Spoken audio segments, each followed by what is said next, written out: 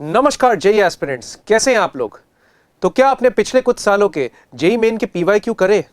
नहीं करे तो आइए मेरे साथ इस सीरीज में जुड़िए जहां हम 2025 के और 26 के जनवरी शिफ्ट के सारे पीवाईक्यूज आपके साथ कवर करेंगे, आपको लास्ट मिनट रिवीजन करवाएंगे और आपकी तैयारी को बूस्ट कराएंगे। तो आइए मेरे साथ जुड़िए JEE Main power booster series में। आइए पहला चैप्टर स्टार्ट करते हैं, यूनिट एंड डायमेंशन।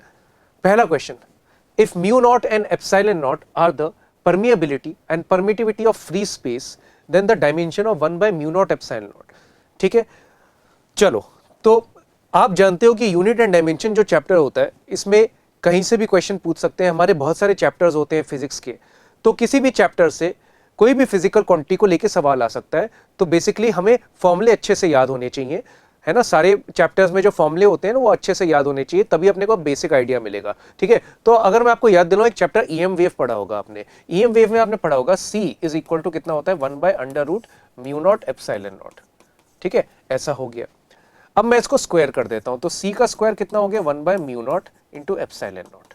ठीक है, यही कुछ ऐसा लिखा हुआ है, 1 bye mu naught epsilon not का डायमेंशन बताओ। तो ये जो चीज है ये किसके बराबर आ गई, C स्क्वायर। और C क्या होता है, स्पीड ऑफ लाइट होता है। ठीक है, तो अगर मैं C का डायमेंशन देखूं तो C जो होता है, इसका जो डायमेंशन होता है वो कितना होता है, LT-1। ठीक है, तो अगर आप C के स्क्वायर का निकालोगे तो कितना आएगा, L2T-2, ऐसा कुछ आ जाएगा। ठीक है, तो ये जो चीज है इसका डायमेंशन कितना हो जाएगा, L2T-2, यानी कि ऑप्शन नंबर सेकंड हो गया। आया बच्चों समझ में। चलो अगला करते हैं। अगला question, a person measures the mass of 3 different particles. ठीक है, पहली बार जो मास मेजर किया गया वो इतना था, दूसरी बार जब मेजर किया गया तो इतना था, तीसरी बार जब मेजर किया गया तो इतना था। ठीक है, according to the rules of arithmetic operations with significant figures the addition of the masses of the 3 particles will B.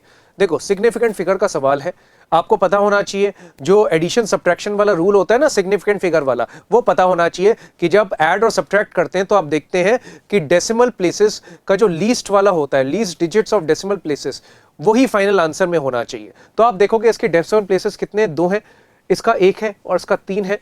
तो आप बोलोगे जो फाइनल आंसर होगा उसमें डेसिमल प्लेसेस सिर्फ एक ही होना चाहिए, सबसे कम वाला। ठीक है, तो आप यहां देखो, यहां कितने डेसिमल प्लेसेस आ रहे हैं, 3 आ रहे हैं, यहां कोई भी नहीं आ रहा है, या 1 आ रहा है या 2 आ रहे हैं। तो अपना आंसर कौन सा हो जाएगा, तीसरा हो जाएगा, क्योंकि हम चाहते हैं कि उतने ही डेसिमल प्लेसेस आए जितने सबसे कम आ रहे हैं किसी भी रीडिंग में। ठीक है, चलो, तो ये हो गया सेकेंड वाला। If epsilon naught denotes the permittivity of free space and phi e is the flux of electric fluid through the area। ठीक है, चलो आप जल्दी से देखो, ये जो चीज है ये आपने पढ़ा होगा, ये EMW चैप्टर में पढ़ा होगा, इसको विस्थापन करंट या डिस्प्लेसमेंट करंट कहते हैं। याद करो, डिस्प्लेसमेंट करंट जो होता है वो कितना होता है, epsilon not d phi e by dt, ऐसा कुछ होता है। ठीक है, ये तो करंट होता है। तो इसने यही बोला कि ये जो चीज है किस चीज को रिप्रेजेंट करता है, इलेक्ट्रिक फील्ड को नहीं करता, पोटेंशियल को नहीं करता, इसको नहीं करता, ये करंट को रिप्रेजेंट करता है। तो आंसर कौन सा हो जाएगा, चौथा। ठीक है, तो ईएम वेव से काफी सवाल आते हैं। ठीक है, तो अच्छे से आपको पता होना चाहिए। चलो अगला क्वेश्चन देखते हैं। बच्चों जेईई मेन में और नीट में कई बार क्वेश्चन आए जिसमें ऐसे इस टाइप से मैच द कॉलम आपको दे दिया गया है। तो मैच द कॉलम अपन करके देखते हैं क्या है। यहाँ पे कुछ क्वांटिटीज लिखी गई हैं, फिजिकल क्वांटिटीज, और यहाँ इनके यूनिट्स लिखी गई हैं। बोल रहे हैं कि इनको मैच करो। ठीक है, तो क्या करना है आपको, जब भी आप क्वेश्चन करो तो आपको इनमें से जो आपको आती है, आपको पक्का पता है कि भाई इसका ऐसा यूनिट तो यही होगा, उससे स्टार्ट करो। तो अगर मैं देखूं तो इसमें अगर मैं स्टार्ट करूं लेटेंट हीट से, तो लेटेंट हीट थोड़ा सा रिलेटिवली आसान है। क्या आपने फॉर्मूला पढ़ा है, Q equal to ml। Q equal to ml, L क्या होता था, लेटेंट हीट। तो मुझे यूनिट बतानी है ना। तो Q जो होता था हीट होता था, तो हीट की ऐसा यूनिट कितनी हो गई, इसकी तो जूल हो गई, इसकी कितनी हो गई, केजी हो गई, और इसको मैंने ऐसे ही लिख दिया। तो L की कितनी हो जाएगी, L की हो जाएगी जूल पर केजी, L की जूल पर केजी हो जाएगी। ठीक है ना। तो लेटेंट हीट जो होगी, लेटेंट हीट की कितनी हो जाएगी, जूल पर केजी, यानी कि तीसरे का पहला होना चाहिए। तीसरे का पहला कहाँ है, मतलब C का फर्स्ट होना चाहिए। तो C का फर्स्ट इसमें नहीं है तो ये तो गलत हो जाएगा, इसमें नहीं है। ठीक है, इन दोनों में है। ठीक है, तो आगे एक बार करके देखते हैं। चलो एक बार बी वाले ऑप्शन को देखते हैं, स्पेसिफिक हीट। ठीक है, आपने फॉर्मूला पढ़ा होगा, delta Q is equal to MS delta T। ये फॉर्मूला अपन कहाँ पढ़ते हैं, अपन कैलोरीमेट्री एक चैप्टर आता है ना थर्मल फिजिक्स में, वहां पढ़ते हैं। तो S होता था स्पेसिफिक हीट, तो इसको लिख सकते हैं delta Q upon M delta T, ऐसा कुछ हो गया। तो डेल्टा Q जो होता है इसको बोलते हैं हीट। तो हीट की कितनी ऐसा यूनिट होती है, जूल होती है। मास की कितनी होती है, केजी, और इसकी कितनी होती है, केल्विन। तो आंसर कितना आ गया, जूल पर केजी पर केल्विन, ऐसा कुछ आ गया, जूल पर केजी पर केल्विन। ठीक है, तो जूल पर केजी पर केल्विन कौन सा आ रहा है, थर्ड आ रहा है, तो स्पेसिफिक हीट का कौन सा हो जाएगा, मतलब जो आंसर जो बी है, बी का थर्ड होना चाहिए। तो बी का थर्ड किस में आ रहा है, इसमें आ रहा है, सी का फर्स्ट इसमें आ रहा है, तो अपना ऑप्शन ये वाला करेक्ट होगा। ठीक है, आगे आप चाहो तो कर सकते हो, वरना छोड़ भी सकते हो, क्योंकि हमें पता लग गया कौन सा है। ठीक है, तो इसका चौथा हो जाएगा। चलो आगे कर लेते हैं। चलो इस टाइप से, the equation of real gas, equation of real gas आपको इतनी दे रखी है। इसमें कह रहा है कि भाई इसका डायमेंशन आपको बताना है, तो इसका डायमेंशन आप तभी निकाल सकते हो जब आपको ए और बी का पता हो। तो कैसे करेंगे, चलो पहले यहां से स्टार्ट करते हैं, v माइनस बी। तो आप ये बोलोगे कि जो डायमेंशन v का होगा वही किसका होगा, b का होगा, क्योंकि एडिशन सब्ट्रैक्शन तो तभी किया जा सकता है जब फिजिकल क्वांटिटीज सेम हो। ठीक है, उनका डायमेंशन सेम हो। ठीक है, तो v और b का सेम होना चाहिए, तो कितना हो गया, एल क्यूब, क्योंकि v का एल क्यूब होता है ना, ये हो गया। अब आओ इधर आ जाओ, यहां प्रेशर था, प्रेशर इज इक्वल टू कितना हो जाएगा, a बाय वी स्क्वायर। जो डायमेंशन p का आएगा वही a बाय वी स्क्वायर का आएगा। p क्या होता था, प्रेशर। प्रेशर का अगर नहीं पता तो कोई दिक्कत नहीं है, फोर्स का तो पता होना चाहिए। फोर्स बहुत ही इंपॉर्टेंट फंडामेंटल फिजिकल क्वांटिटी है, तो फोर्स का पता होना चाहिए। फोर्स का जानते हो, फोर्स का कितना होता है, mlt-2 होता है। और यहाँ पे क्योंकि प्रेशर की बात कर रहे हैं, तो प्रेशर क्या होता है, फोर्स अपॉन एरिया, तो एरिया का एल स्क्वायर होता है। ठीक है, चलो अब इसको निकालते हैं, a अपॉन v क्या है, वॉल्यूम, तो वॉल्यूम का एल क्यूब होता है, तो एल की power 6 is equal to M L minus 1 T minus 2, ऐसा कुछ हो गया। इसको इधर लेके चले जाओ, तो a का कितना आया, a का आ गया एम एल की पावर 5 टी माइनस 2, ऐसा कुछ हो गया। ठीक है, तो a का इतना आ गया और b का इतना आ गया। ठीक है, आपको क्या चाहिए, आपको a बाई बी स्क्वायर की बात करनी है, a बाई बी स्क्वायर। ठीक है, a बाई बी स्क्वायर, तो a का लिख लो, a का कितना आ रहा है, एम एल की पावर 5 टी माइनस 2, ऐसा कुछ आ रहा है। और b का कितना आ रहा था, b का एल क्यूब था, तो एल क्यूब कितना हो गया, एल की पावर 6 हो गया, तो इसका कितना हो जाएगा, M T minus 2 upon L, ऐसा कुछ हो गया। ठीक है, तो ऐसा कुछ हो जाएगा। अब हमें यह बताना है कि इसका जो डायमेंशन है किसके इक्विवेलेंट आ रहा है। m हमारा कितना आ गया, M T minus 2 upon L, तो M L minus 1 T minus 2, ऐसा कुछ आ गया। ठीक है, ऐसा कुछ हो गया। अगर आप देखो तो जो प्रेशर का था, प्रेशर का जब आपने निकाला तो प्रेशर का कितना आ रहा था, प्रेशर का इतना आ रहा था, M L minus 1 T minus 2। अगर आपने प्रेशर का निकाला तो प्रेशर का इतना आ रहा था, और मेरा जो फाइनल आंसर आ रहा है वो भी शायद यही आ रहा है, M L minus 1 T minus 2, M L minus 1 T minus 2। मतलब मेरा जो डायमेंशन आ रहा है वो प्रेशर का आ रहा है। ठीक है, अब ऑप्शन देखो, प्लैंक्स कांस्टेंट, इसका डायमेंशन प्रेशर के बराबर नहीं होता। ठीक है, कंप्रेसिबिलिटी इसका भी नहीं होता, स्ट्रेन का भी नहीं होता, इसका होता है। कैसे होता है आइए बताता हूं। एनर्जी डेंसिटी जो होती है ना, एनर्जी डेंसिटी का जो डायमेंशन होता है वो प्रेशर के बराबर होता है। कैसे होता है आइए समझते हैं। एनर्जी डेंसिटी, एनर्जी डेंसिटी का मतलब क्या होता है, एनर्जी डेंसिटी को मैं ईडी लिख देता हूं। एनर्जी डेंसिटी होती है एनर्जी पर यूनिट वॉल्यूम। ठीक है, तो एनर्जी का आप ऐसे लिख सकते हो, याद होना चाहिए ml2 t माइनस 2, और जो वॉल्यूम होता है वॉल्यूम का कितना होता है, एल क्यूब होता है, तो कितना हो जाएगा ml माइनस 1 t माइनस 2। तो इसको याद रख लेना कि जो प्रेशर होता है ना, प्रेशर का जो डायमेंशन होता है वो एनर्जी डेंसिटी वाला होता है। ठीक है, आप थोड़ा याद करोगे तो आपको ज्यादा अच्छा रहेगा, है ना। तो एनर्जी डेंसिटी हो जाएगा, इसका आंसर ये हो जाएगा। चलिए, पांचवा क्वेश्चन भी अपना हो चुका है। अगला क्वेश्चन देखते हैं। बीच बीच में अपन ऐसे मैच द कॉलम वाले क्वेश्चन लाते रहेंगे आपके लिए, ताकि आपको सब टाइप के क्वेश्चंस की वैरायटी मिले। जब भी मैच द कॉलम आए, देखो सारे करने की जरूरत नहीं होती है, आप सबसे आसान वाला पहले उठाओ इनमें से, और उसमें देखो कौन सा ऑप्शन मैच कर रहा है। तो सबसे पहले अगर आप देखो, कोफिशिएंट ऑफ विस्कोसिटी थोड़ा भारी भरकम है, निकालना पड़ेगा, तो इसको छोड़ो। प्रेशर ग्रेडियंट भी निकालने को आ सकता है, कंप्रेसिबिलिटी भी है। सबसे आसान मेरे हिसाब से इंटेंसिटी है, या बी और सी में से दोनों ही थोड़े आसान है, तो बी और सी में से आइए एक काम करते हैं, इंटेंसिटी ले लेते हैं। ठीक है, तो आइए इंटेंसिटी की बात करते हैं। इंटेंसिटी बेसिकली क्या होता है, इंटेंसिटी होता है energy per unit area per unit time. अगर आप एनर्जी को एरिया से और टाइम से डिवाइड कर दो तो इंटेंसिटी हो जाता है ना। अगर आप इंटेंसिटी का डायमेंशनल फॉर्मूला निकालेंगे तो इंटेंसिटी का कितना होगा, ml2t माइनस 2। ठीक है, एरिया का कितना होता है, एल स्क्वायर होता है, और टाइम का कितना होता है, टी होता है। ठीक है, तो ये और ये तो कैंसिल हो गया, तो इंटेंसिटी का कितना हो जाएगा, एम टी माइनस थ्री। कितना हो गया, एम टी माइनस थ्री। तो आइए एक बार देखते हैं, एम टी माइनस थ्री कहीं दिख रहा है, यहाँ पे दिख रहा है। इसका मतलब जो बी होगा, बी का तो फर्स्ट होना चाहिए, बी का फर्स्ट यहाँ नहीं है तो इसको गलत कर दो। बी का फर्स्ट यहाँ दिख रहा है, बी का सेकंड यहाँ दिख रहा है, बी का थर्ड यहाँ दिख रहा है, ये गलत, ये गलत। इसका मतलब ये वाला ऑप्शन सही। ठीक है, तो आपको तो अपना टाइम बचाना है, तो बी का कौन सा ऑप्शन हो जाएगा, फर्स्ट वाला, बाकी सब अपने आप सही हो जाएंगे। ठीक है, ये हो गया। चलो अगला क्वेश्चन देखते हैं। Given a charge q, current I and permeability of vacuum mu naught, which of the following has dimension of momentum? ठीक है, क्वेश्चन थोड़ा घुमा के पूछा गया है। कह रहा है भाई चार्ज q था, करंट I था, permeability of vacuum mu naught था, तो भाई कह रहा है कि मोमेंटम जो है, ठीक है, उसका डायमेंशन इनमें से किसका होगा। ठीक है, तो इसका करने का हम लोगों ने थोड़ा सा आसान तरीका सोचा है। ठीक है, तो जनरली बच्चे क्या करते हैं, जनरली बच्चे ये करते हैं कि इन चारों का डायमेंशन निकाल लिए और मोमेंटम का निकाल लिए और दोनों को मैच करने की कोशिश करी। ठीक है, तो वैसे तो कर सकते हो, कोई दिक्कत नहीं है, लेकिन अगर आप थोड़ा ऐसे सोचो, याद करो मैग्नेटिज्म में एक फॉर्मूला पड़ा था, म्यू नॉट I1 I2, मैं दोनों करंट्स को सेम मान लेता हूं। याद करो आपने एक फॉर्मूला पढ़ा था कि दो वायर्स रखी हैं, दो वायर्स में करंट जा रहा है सेम डायरेक्शन में, है ना, दोनों एक दूसरे को अट्रैक्ट करती हैं, तो वहां आपने एक फॉर्मूला पढ़ा होगा फोर्स का, mu naught I1 I2 upon 2πd into L, ऐसा फॉर्मूला पढ़ा होगा, याद आ रहा होगा। ठीक है, अब मैं क्या करूंगा, क्योंकि मुझे डायमेंशन की बात करनी है, तो ये वाला जो है ना, ये वाला, ये तो डायमेंशन लेस होता है, तो ये तो ड्रॉप हो जाएगा, है ना, d डिस्टेंस होता है और l लेंथ होता है, तो ये कट जाएगा, क्योंकि भाई इसका मीटर या मीटर l तो कट जाएगा, तो इसको भी हटा देते हैं। तो क्या मैं ऐसे लिख सकता हूं, फोर्स किसके बराबर आ गया, म्यू नॉट I स्क्वायर। अब मैंने क्या किया, एक I को तो ऐसे ही लिखा, और एक I को ऐसे लिख सकते हैं, क्योंकि यहां चार्ज की बात कर रखी है ना, तो एक I को q/t करके लिख सकते हैं।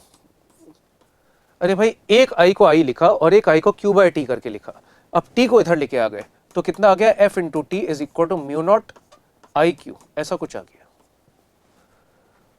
अब याद करो न्यूटन्स लॉ जब पढ़ा होगा, तो F इंटू टी क्या होता था, इंपल्स होता था, और impulse he change in momentum होता था, तो इसका जो डायमेंशन आएगा वो मोमेंटम का आएगा, और मोमेंटम का कितना आ जाएगा, म्यू नॉट IQ। तो बहुत ही आसानी से आपका क्वेश्चन हो गया, म्यू नॉट IQ। तो म्यू नॉट IQ कौन सा है, अपना आंसर कौन सा हो जाएगा, सेकंड हो जाएगा। ठीक है, तो इस टाइप के अगर फॉर्मूले अगर आप याद करोगे तो थोड़ा सा आसान हो जाता है, वरना दूसरे तरीके से तो आप कर ही सकते हो। चलो अगला क्वेश्चन देखते हैं। अगला फिर से आपके सामने एक मैच द कॉलम वाला आ गया है। क्या करना है आपको, आपकी स्ट्रेटेजी क्या होगी, सबसे आसान वाले को पकड़ो, एक्सेलरेशन ड्यू टू ग्रेविटी, मतलब एक्सेलरेशन का सबको रटा होना चाहिए, LT-2 होता है। LT-2 कहां दिख रहा है भाई, डी का तो फर्स्ट होना चाहिए, कंफर्म है, डी का कंफर्म है, फर्स्ट होना चाहिए। तो ये तो गलत हो गया, क्योंकि डी का 4 बोल रहा है, डी का सेकंड बोल रहा है, ये गलत हो गया। आंसर या तो ए होगा, सॉरी, आंसर या तो फर्स्ट होगा या थर्ड होगा। ठीक है, अब दूसरा देखो भाई, पोटेंशियल एनर्जी है ना, एनर्जी की बात हो रही है, एनर्जी का भी रटा होता है बच्चों को। एनर्जी का क्या होता है, mL2T-2। ठीक है, इसका तो ये था, कंफर्म है, और इसका ये होगा, बी का थर्ड होगा। ठीक है, तो बी का थर्ड होना चाहिए, तो यहां बी का थर्ड है और यहां बी का फोर्थ है, मतलब ये गलत हो गया, मतलब आंसर कौन सा हो गया, फर्स्ट वाला सही हो गया। तो इस टाइप से आप करेंगे तो सही रहेगा। जरूरी नहीं कि हर क्वेश्चन को आप सॉल्व कर रहे हैं, आपको टाइम बचाना है, तो आपको देखना है सबसे आसान वाला कौन सा है और ऐसे करके मैच करना है। चलो अगला क्वेश्चन देखते हैं।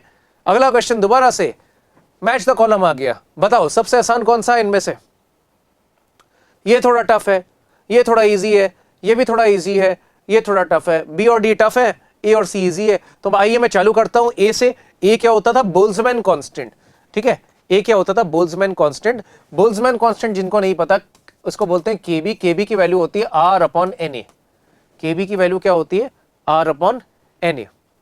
ठीक है, ये होती है। चलो, तो PV is equal to NRT होता है, ये अपन जानते हैं। PV इज इक्वल टू क्या होता है, NRT होता है। तो R का क्या अपन निकाल सकते हैं, R का कितना होगा PV, या फिर एक काम करते हैं KB का ही निकाल लेते हैं। एक काम कर लेते हैं, PV इक्वल टू NRT होता है। अब मैंने क्या किया, मैंने यहां पे ऐसा लिख दिया PV is equal to N/Na into R into T।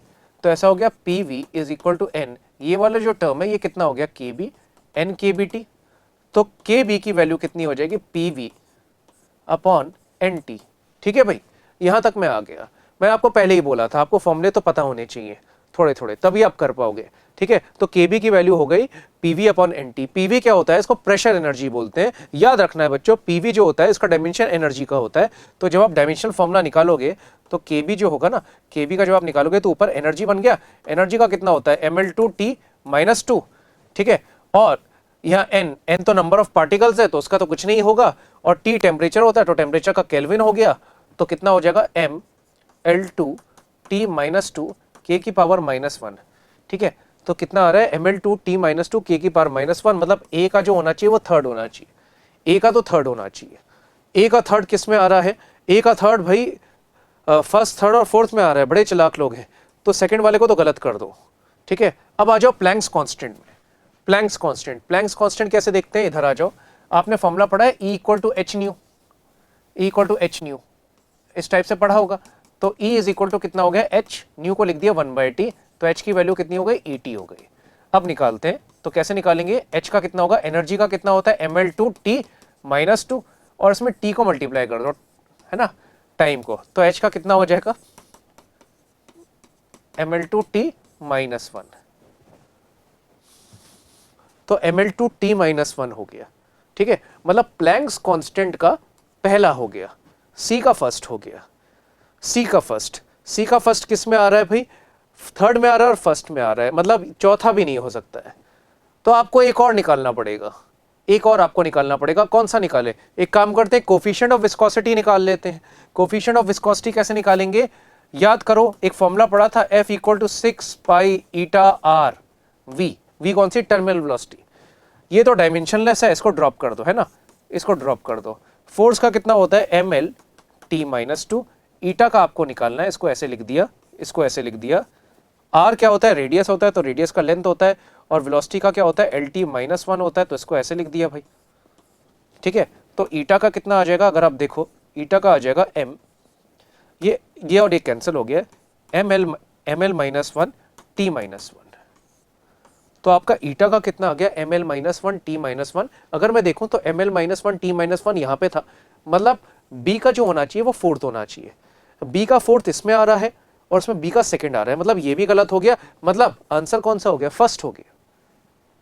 ठीक है, ठीक है भाई, ऐसे करना है। 9th वाला भी हो गया। आइए अब थोड़ा सा डिफरेंट टाइप का क्वेश्चन देखते हैं। In an electromagnetic system, the quantity representing the ratio of electric flux and magnetic flux has dimension of। ठीक है, क्वेश्चन में कह रहा है कि कोई सिस्टम है, उसमें इलेक्ट्रिक फ्लक्स और मैग्नेटिक फ्लक्स दोनों का जो रेशियो है उसकी बात की गई है। तो ये जो रेशियो है, ये रेशियो कौन सा है, इलेक्ट्रिक फ्लक्स और मैग्नेटिक फ्लक्स। इलेक्ट्रिक फ्लक्स को क्या लिख सकते हो आप, EA, मैग्नेटिक फ्लक्स को क्या लिख सकते हो, BA। ए और ए क्या हो गया, कैंसिल हो गया, ये बन गया E/B। E/B याद करो, EMW बहुत ही इंपॉर्टेंट चैप्टर है। E/B को बोलते हैं C। इसका जो रेशियो आता है ना वो C के बराबर आता है, मतलब स्पीड ऑफ लाइट के बराबर आता है। तो आपका जो रेशियो आ रहा है वो रेशियो किसके बराबर आ रहा है, वो C के बराबर आ रहा है। और अगर आप इसका डायमेंशन लोगे तो इसका जो डायमेंशन आ जाएगा C का, वो किसके बराबर आ जाता है, LT-1 के बराबर आ जाता है। ठीक है, मतलब ये जो रेशियो की बात कर रहे हैं उसमें L की पावर आनी चाहिए 1 और T की पावर आनी चाहिए -1। ठीक है, यहां पे अगर हम देखें तो कह रहा है इसका जो रेशियो आएगा उसमें M की पावर आएगी P, L की पावर आएगी Q, T की आएगी R और A की आएगी S। ठीक है, तो मैं देख के बोल सकता हूं भाई P कितना होगा, P तो 0 होगा क्योंकि मास तो आ ही नहीं रहा है। लेंथ की पावर Q आ रही थी, यहां पे 1 आ रही थी, तो आप बोलोगे जब Q होगा ना, Q की वैल्यू कितनी आएगी, 1 आएगी, है ना। टाइम की पावर कितनी आ रही है, R, और यहां टाइम की पावर कितनी आ रही है, -1। ठीक है, तो आप बोलोगे R की वैल्यू कितनी हो गई, -1। यहां पे आप देख सकते हो A की पावर S है, यहां पे तो A है ही नहीं, तो यहां पे S की वैल्यू कितनी आ गई, 0।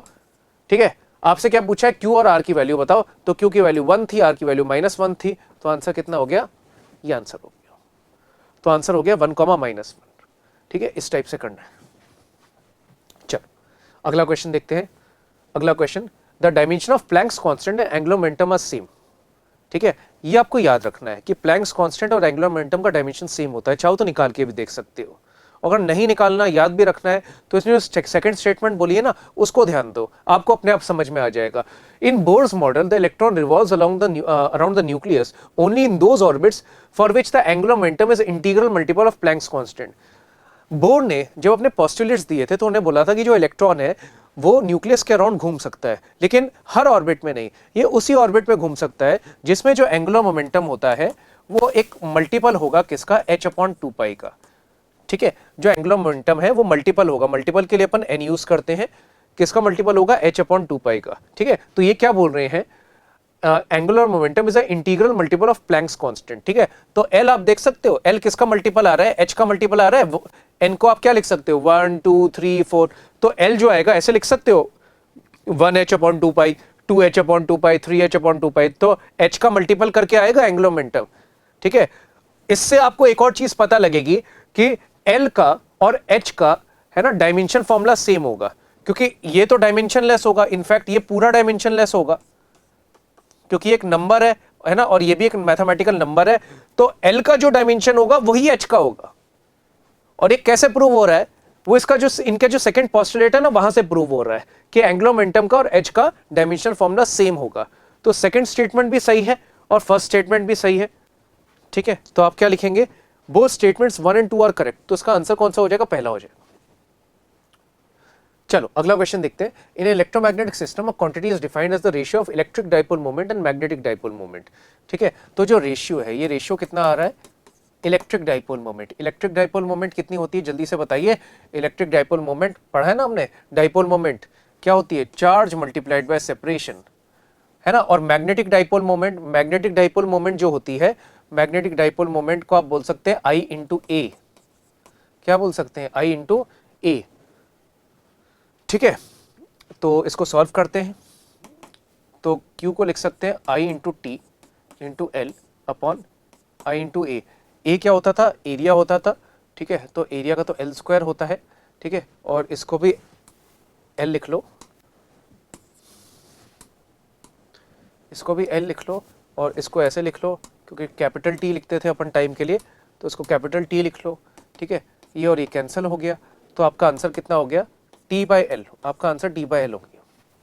ठीक है, तो वैसा ही क्वेश्चन है जो अभी कुछ देर पहले किया था, तो मेरा जो आंसर आ रहा है वो ऐसा कुछ आ रहा है। अगर मैं देखूं तो इसका जो डायमेंशन आ रहा है, डायमेंशन कितना आ रहा है, L-1, L ऊपर चल जाएगा ना, L-1 T⁻1। ठीक है, चलो तो कंपेयर करके देखते हैं। कह रहा है भाई मास जो है, मास की पावर P होनी चाहिए, मास तो है ही नहीं, तो P कितना हो गया, 0 हो गया, है ना। L की पावर कितनी आनी चाहिए, O आनी चाहिए, L की पावर O आनी चाहिए, तो O, तो ये जो O है, O की वैल्यू कितनी आ गई, -1 हो गई। ठीक है, T की पावर R आनी चाहिए, R की पावर कितनी है, R की वैल्यू कितनी है, 1 हो गई।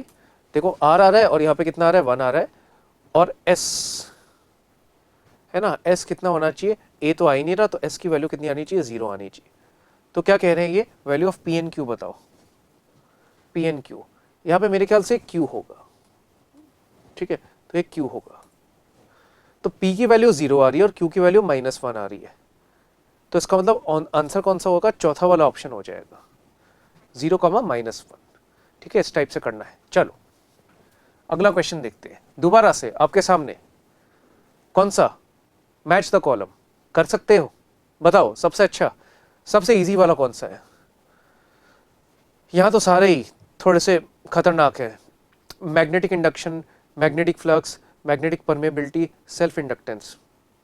चलो तो एक काम करते हैं, सीक्वेंस वाइज ही चलते हैं। आइए मैग्नेटिक इंडक्शन पे पहले करते हैं अपन, मैग्नेटिक इंडक्शन। ठीक है, मैं जानता हूं, मैंने एक फॉर्मूला पढ़ा है, F = BIL। ठीक है, फॉर्मुलेज आपको पता होने चाहिए, कहीं फंसो तो फॉर्मूले का सहारा ले लो। मुझे तो याद नहीं है मैग्नेटिक इंडक्शन का, तो मैंने फॉर्मूला लिख लिया, F = BIL। ठीक है, फोर्स जो होता है, फोर्स का आप जानते हो, फोर्स का कितना होता है, mL/T-2 हो गया। B का आपको नहीं पता तो आपने ऐसे लिख दिया। ठीक है, I का आपने लिख दिया A, और लेंथ का आपने लिख दिया L, ऐसा कुछ लिख दिया। तो जो B हुआ, B का कितना आ गया, ये और ये कैंसिल हो गया, तो B का कितना हो गया, MA-1 T-2, MA-1 T-2। आइए चेक करें, MA-1 T-2 मतलब ये जो A है ना, A का थर्ड होना चाहिए। A का थर्ड किस में आ रहा है, इसमें आ रहा है, इसमें तो नहीं आ रहा, तो ये तो गलत हो गया। यहां देखें, A का यहां फर्स्ट आ रहा है, तो ये भी गलत हो गया, मतलब आंसर या तो फर्स्ट में होगा या सेकंड वाला होगा। ठीक है, तो आइए इसको आगे और सॉल्व करें। अब एक बार चेक करें और क्या है अपने पास मैग्नेटिक फ्लक्स है। अगर ये आ गया है तो यार ये निकालना थोड़ा मुश्किल थोड़ी ना है। मैग्नेटिक फ्लक्स क्या होता है, मैग्नेटिक फील्ड को एरिया से मल्टीप्लाई कर दो, ठीक है, तो फाई बी, इसको मैग्नेटिक फ्लक्स को क्या बोलते हैं, बी इंटू ए, तो बी का आ चुका है ना, ये ए एम्पेयर नहीं है, ये एरिया है, ठीक है, एरिया लिख देता हूं कंफ्यूजन ना होगा, नहीं होगा, है ना। तो इसका जवाब निकालोगे तो कितना आएगा, M A minus one T minus two, है ना, और एरिया का कितना होता है एल स्क्वायर, तो कितना हो जाएगा M A minus one L square, ठीक है, ऐसा कुछ हो गया, M A minus one L square T minus two, ठीक है, ऐसा कुछ हो गया। चलो इसको एक बार देखो क्या कुछ आ रहा है यहाँ पे, M A minus one T minus two और एल स्क्वायर भी आ रहा है, मतलब आपका जो बी होगा, बी का ऑप्शन नंबर 4 होगा, तो बी का 4 होगा। यहाँ पे बी कितना दे रखा है, यहाँ भी बी का कितना दे रखा है, 4 दे रखा है, ठीक है, मतलब बी का 4 दोनों जगह दे रखा है, ठीक है, तो इसका मतलब इससे भी कुछ नहीं आया। तो आओ सी वाले पे चलते हैं, मैग्नेटिक परमिएबिलिटी। मैग्नेटिक परमिएबिलिटी, अब याद करो एक फॉर्मूला जो आपने सोलेनॉइड का पढ़ा है, B equal to mu naught N I. मैं यहाँ पे आ जाता हूँ, बी का अभी हमने निकाला है, कितना होता था एम, जल्दी से देखिए, A minus one T minus two, mu naught का आपको निकालना है, तो म्यू नॉट को आपने म्यू नॉट लिख दिया। एन क्या होता था, number of turns per unit length, ठीक है, क्या मैं इसको ऐसे भी लिख सकता हूं, mu naught is equal to N by L into I. N क्या होता था, number of turns, number of turns जो होते हैं वो तो सिंपल सा एक नंबर है, तो उसका तो कोई डायमेंशन होगा नहीं, एल का जरूर होगा, तो म्यू नॉट का आपने म्यू नॉट लिखा, एन का कुछ नहीं होगा, एल का कितना होगा, एल इनवर्स होगा, और जो करंट है ना, करंट का कितना हो जाएगा, एम्पियर हो जाएगा, तो ए हो गया, ठीक है। तो म्यू नॉट का निकाल लेते हैं, तो म्यू नॉट का कितना होगा, तो यहां आ गया एम, इसको इधर लेके आ जाओ, ये एल हो गया, ठीक है, इसको इधर लेके आ जाओ, ये कितना हो गया, ए की पावर माइनस टू हो गया और टी की पावर माइनस टू हो गया, ठीक है, एम एल ए की पावर माइनस टू टी की पावर माइनस टू। अब देखो यहाँ पे कहीं दिख रहा है एम एल ए की पावर माइनस टू टी की पावर माइनस टू दिख रहा है, मतलब सी का जो होना चाहिए फर्स्ट होना चाहिए, सी का फर्स्ट होना चाहिए, सी का फर्स्ट होना चाहिए, मतलब ये सेकंड वाले ऑप्शन में दिख रहा है, तो ये वाला करेक्ट हो गया और ये वाला कौन सा हो गया, गलत हो गया। तो इस टाइप से आपको करना है, ये वाला थोड़ा सा अच्छा था, इसमें आपको करना पड़ेगा, ठीक है। चलिए अगले क्वेश्चन की तरफ बढ़ते हैं। अगला क्वेश्चन दोबारा से आपके लिए, बताइए सबसे आसान, मेरे ख्याल से कोई दिक्कत तो होगी नहीं, मास डेंसिटी। डेंसिटी क्या होती है, मास पर यूनिट वॉल्यूम, फिजिक्स में इसको हम रो से लिख लेते हैं, तो मास पर यूनिट वॉल्यूम होती है। मास का कितना होता था, मास का m होता था, मास का आप लिखोगे तो m होगा, तो मास का तो m होता था और वॉल्यूम का L क्यूब होता था। तो जल्दी से बता दो मास डेंसिटी का कितना होगा, ml की पावर -3 होगा, मतलब इसका जो आंसर होगा वो तो चौथा होना चाहिए, a का फोर्थ होना चाहिए, इसमें है, इसमें नहीं है, इसमें नहीं है, मतलब इसको गलत कर दो, इसको गलत कर दो, ठीक है।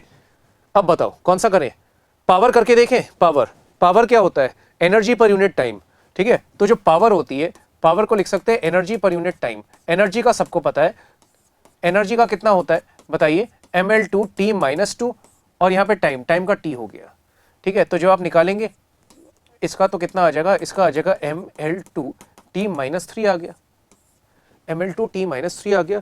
यहाँ पे कहीं ऐसा आ रहा है, मतलब ये फर्स्ट ऑप्शन में आ रहा है, तो आप बोलोगे सी का जो होना चाहिए वो फर्स्ट होना चाहिए, सी का फर्स्ट होना चाहिए, तो सी का यहाँ थर्ड दे रखा है, गलत हो गया, सी का यहाँ फर्स्ट, मतलब ये करेक्ट है, मतलब थर्ड वाला आपका करेक्ट हो गया, ठीक है। तो ये वाला थोड़ा सा इजी था, 14th हो गया। आइए 15 की तरफ बढ़ते हैं। Which of the following has the correct dimensional formula for capacitance in F, M L T and C stand for mass length time and charge, ठीक है। अब क्वेश्चन थोड़ा सा आप देखो घुमा के पूछा गया है, ठीक है, यहां कंफ्यूजन हो सकती है। कैपेसिटेंस पूछा है, देख लो क्या पूछा है, dimensional formula for capacitance, underline कर देता हूं, ठीक है। आप बोलोगे सर कैपेसिटेंस तो सी से डिनोट करते हैं, यहां एफ कैसे दे दिया, अरे भाई मेरे ऊपर है, मैं किसी भी फिजिकल क्वांटिटी को किस अल्फाबेट से डिनोट करना चाहता हूं, ये मेरे ऊपर है। वैसे तो सी से करते हैं, इसने बोल दिया भाई एफ से करो, तो कंफ्यूज नहीं होना, एफ फोर्स नहीं है, एफ क्या है, कैपेसिटेंस, ठीक है। एम मास है, लेंथ एल है, टी टाइम है और सी चार्ज है, ठीक है। अब मैं इसका फॉर्मूला निकालने की कोशिश करता हूं। इसका फॉर्मूला कैसे निकालेंगे, अगर आप देखें तो कैपेसिटेंस का फॉर्मूले, कैपेसिटेंस के बहुत सारे फॉर्मूले पढ़े हैं आपने, हाफ सी वी स्क्वायर पढ़ा है, चलो तो आप ऐसे कर लो, आपने यहाँ पे क्या ये फॉर्मूला पढ़ा है एनर्जी का, एनर्जी का फॉर्मूला आपने पढ़ा है क्यू स्क्वायर बाय 2c, मेरे ख्याल से इस फॉर्मूले से थोड़ा जल्दी से आ सकता है आंसर, तो मैंने एनर्जी को लिख दिया क्यू स्क्वायर बाय 2c, है ना, और c को मैंने फटाफट क्या लिख दिया, f लिख दिया, क्योंकि कंफ्यूजन हो जाएगा। C तो चार्ज है और कैपेसिटेंस तो F है, तो मैंने यहाँ पे F लिख दिया। तो F निकालना है मुझे, तो F की वैल्यू कितनी हो गई, है ना। Q यहाँ पे चार्ज था, है ना, तो Q यहाँ पे क्या था, चार्ज था, ठीक है। तो Q जो चार्ज था, चार्ज को भी मैंने क्या लिख दिया, चार्ज को मैंने C लिख दिया, है ना। तो F की वैल्यू कितनी आ गई, ये तो डायमेंशनलेस है, इसको तो हटा देंगे, तो F की वैल्यू कितनी आ गई, C²/U, है ना, ऐसा आ गया, ठीक है। इस यहाँ तक कोई डाउट तो नहीं है। अब U क्या होता है, एनर्जी होती है। एनर्जी का फॉर्मूला क्या होता है, mL2T-2/c²। तो F का कितना आ जाएगा, m-1L-2c²T², ऐसा कुछ आ गया, ठीक है। तो ये कितना हो गया, m-1L-2, m-1L-2 c का स्क्वायर और T², मतलब ये तो पहला ही मैच कर रहा है, देख सकते हो, m-1 है, L-2 है, C² है और T², पहला ही मैच कर रहा है, ठीक है। तो इसका आंसर फर्स्ट हो जाएगा। तो बहुत ही आसान तरीके से हो गया। आप जिस फॉर्मूले की जो चॉइस ले रहे हो ना, वो बहुत इंपॉर्टेंट है। जैसे मैंने यहाँ पे ये कर दिया, आपने C का पढ़ा होगा ε0A/d, वहाँ फंस जाओगे क्योंकि ε0 का नहीं पता, ठीक है। तो 3-4 फॉर्मूले आपके दिमाग में होने चाहिए, क्योंकि फॉर्मूला ही आपको बचाएगा इस चैप्टर में। चलो अगला क्वेश्चन देखते हैं। अगला क्वेश्चन कह रहा है the position of a particle moving on the x axis given by इतना, ठीक है। यहाँ पे पोजीशन दे रखा है, यहाँ पे ABCD कुछ कॉन्स्टेंट्स हैं, लेकिन डायमेंशनलेस नहीं, इनका डायमेंशन आएगा। तो ABC/D का डायमेंशन क्या होगा, ये बोल रहा है, ठीक है। चलो आपको यहाँ पे एक चीज पता होनी चाहिए कि दो फिजिकल क्वांटिटीज को तभी ऐड किया जा सकता है जब उनका डायमेंशनल फॉर्मूला सेम हो, ठीक है। देखो ये है, ये है, ये है और ये है, मैं इन चारों चीजों को ऐड कर रहा हूं, इसका मतलब मैं ये बोल सकता हूं कि A का डायमेंशन फॉर्मूला, B cos² का डायमेंशन फॉर्मूला, CT² का डायमेंशन फॉर्मूला और D का, ये चारों का बराबर होना चाहिए, तभी ऐड कर पाएंगे, ठीक है। और जब मैं इन चारों को ऐड करूंगा तो क्वांटिटी क्या आ रही है, x आ रही है, x मतलब पोजीशन होता है। तो जब आप दो क्वांटिटीज को ऐड करते हो, ठीक है, जैसे आप लेंथ को लेंथ में ऐड करोगे तो आएगा तो लेंथ ही, फोर्स थोड़ी आ सकता है। तो अगर आप इन चारों चीजों को ऐड करोगे तो आ क्या रहा है, पोजीशन आ रहा है। पोजीशन क्या होती है, लेंथ। तो इसका मतलब आ रहा है x, मतलब इन चारों का डायमेंशन L के बराबर होना चाहिए, ठीक है। अब क्या करेंगे, देखो हमने एक और चीज पढ़ी है कि जो ट्रिग्नोमेट्रिक या मैथमेटिकल फंक्शंस होते हैं वो डायमेंशनलेस होते हैं। जैसे मैं साइन की बात करूं तो साइन, जब भी आप साइन थीटा या साइन एक्स करते हो तो आंसर हाफ आता है, √3/2 आता है, 1/√2। ये एक मैथमेटिकल नंबर है, इसका कोई भी डायमेंशन या यूनिट नहीं होता है। तो आप सीधा सीधा जो फंक्शन है ना, फंक्शन को ड्रॉप कर सकते हो, क्योंकि इसका कोई भी डायमेंशन नहीं होगा। तो मैं ऐसे लिख सकता हूं, A का dimension is equal to B का dimension is equal to CT² का dimension is equal to D का dimension is equal to L का डायमेंशन, ऐसे लिख सकता हूं। अब जो ये कह रहा है वो करो आप। ये क्या कह रहा है कि ABC/D का निकालना है ना, तो ABC/D का निकालना है। तो कैसे निकालेंगे, देखो A का कितना था, A का तो लेंथ था, तो इसका कैसे निकालेंगे, A का तो लेंथ था, B का कितना था, B का भी लेंथ था, ठीक है। अगर मैं D की बात करूं, D का कितना था, D का भी लेंथ था, तो D का भी लेंथ हो गया। C का कितना होगा, आप बोलोगे CT² L है, CT² कितना है, L है, तो C का कितना होगा, L T⁻², ऐसा हो जाएगा। ये और ये क्या हो गया बताओ, कैंसिल हो गया। तो अपना आंसर कितना आ रहा है, अपना आंसर आ रहा है L² T-2, अपना आंसर L² T-2 आ रहा है। तो अगर मैं ऑप्शन देखूं तो कितना आ रहा है, L² T-2, मतलब पहला वाला ऑप्शन आ रहा है, मतलब 16th का आएगा फर्स्ट, L² T-2। आगे करते हैं, फाई की वैल्यू दे रखी है alpha sigma plus beta lambda. Lambda और सिग्मा क्या है, linear and surface charge density, ठीक है। तो अल्फा बाय बीटा का आपको डायमेंशन बताना है। अब बोलोगे सर ये जो है और ये जो है, ये दो क्वांटिटीज आपस में ऐड हो रही हैं। ऐड तभी हो सकती है जब इनका डायमेंशनल फॉर्मूला सेम हो। तो अपन लिखेंगे अल्फा सिग्मा का जो डायमेंशन होगा वो किसके बराबर होगा, बीटा लैम्डा के बराबर होगा। मुझे क्या करना है, अल्फा बाय बीटा का निकालना है। तो अल्फा बाय बीटा जो होगा, अल्फा बाय बीटा की वैल्यू किसके बराबर होगी, लैम्डा बाय सिग्मा के बराबर होगी। लैम्डा को आप क्या बोल सकते हो, ये लीनियर चार्ज डेंसिटी है। लीनियर चार्ज डेंसिटी को ऐसे लिख सकते हैं Q/L, और सरफेस चार्ज डेंसिटी को Q/A। एरिया को L² लिख सकता हूं, तो Q और Q कैंसिल, आंसर कितना आ गया, L आ गया। मतलब इसका जो डायमेंशन आ रहा है वो लेंथ के बराबर आ रहा है, लेंथ। अगर मैं ऑप्शन देखूं, ये कह रहा है इलेक्ट्रिक फील्ड के बराबर आ रहा है, एरिया के बराबर आ रहा है, चार्ज के बराबर आ रहा है, डिस्प्लेसमेंट के बराबर आ रहा है। तो डिस्प्लेसमेंट जो है, डिस्प्लेसमेंट का डायमेंशनल फॉर्मूला लेंथ होता है, तो ये जो है ये डायमेंशनल लेंथ के बराबर आ रहा है, ठीक है, तो मतलब डिस्प्लेसमेंट ये हो जाएगा। अगला क्वेश्चन देखते हैं। In the measurement it is asked to find the modulus of elasticity per unit torque applied on the system. ये कह रहा है कि modulus of elasticity, modulus of elasticity कौन सा होता है, मान लो यंग्स मॉडुलस की बात कर रहे हैं, यंग्स मॉडुलस को टॉर्क से डिवाइड कर दो, कह रहा है भाई इसका डायमेंशनल फॉर्मूला बता दो क्या होगा, और कुछ आगे भी कह रहा है तो बाद में देख लेंगे।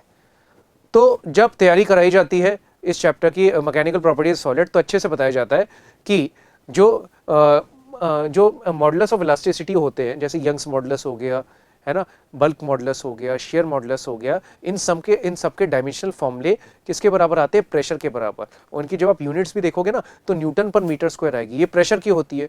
तो आपको ये पता होना चाहिए कि जो y है ना, y का डायमेंशनल फॉर्मूला प्रेशर के बराबर होता है। तो मैं इसको ऐसे भी लिख सकता हूँ, y को लिख दिया मैंने प्रेशर अपॉन यहाँ टॉर्क लिख दिया। अब मैं इसको आगे सॉल्व करता हूँ। देखो जो प्रेशर है, प्रेशर का क्या होता है ml-1 T-2, टॉर्क का क्या होता है ml2 T-2, m और m cancel, T-2 T-2 cancel, तो यहाँ कितना हो गया, ये ऊपर चल जाएगा तो कितना आ गया l की पावर, इससे आ गया l की पावर -3 आ गया। मतलब इसको जब मैंने सॉल्व किया तो मेरे पास आंसर आ गया l की पावर -3, ठीक है। तो अगर मैं इसको देखूं तो क्या मैं इसको ऐसे लिख सकता हूं, देखो इसको ऐसे लिख सकते हैं m की पावर 0, l की पावर -3 और t की पावर 0, इसमें कोई डाउट तो नहीं है। बस अब इसको कंपेयर करो, कह रहा है m की पावर a है और m की पावर यहां 0 आ रही है, तो a की वैल्यू 0 हो गई। b की वैल्यू कितनी होनी चाहिए -3, वो तो इसने दे ही रखा है, अपनी भी आई गई है। c की वैल्यू कितनी है, अगर आप देखो तो c की वैल्यू कितनी होनी चाहिए, 0 होनी चाहिए, ठीक है। तो वैल्यू ऑफ c पूछ रहा है, तो c की वैल्यू कितनी होगी, 0 होगी, हो गया। अगला क्वेश्चन करते हैं। The pair of physical quantities not having the same dimension, ध्यान रखना क्या लिखा है, नॉट लिखा है, ठीक है। आइए करके देखते हैं। अभी हमने एक असर्शन रीजन क्वेश्चन किया, एंगुलर मोमेंटम प्लैंक्स कांस्टेंट का तो सेम होता है, ये तो सेम वाला है। टॉर्क का कितना होता है ml2 T-2, एनर्जी का भी ml2 T-2, दोनों का सेम होता है।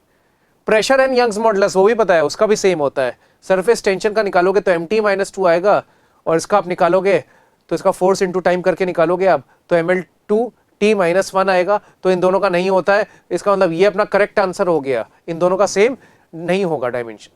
चलो अगला क्वेश्चन देखते हैं।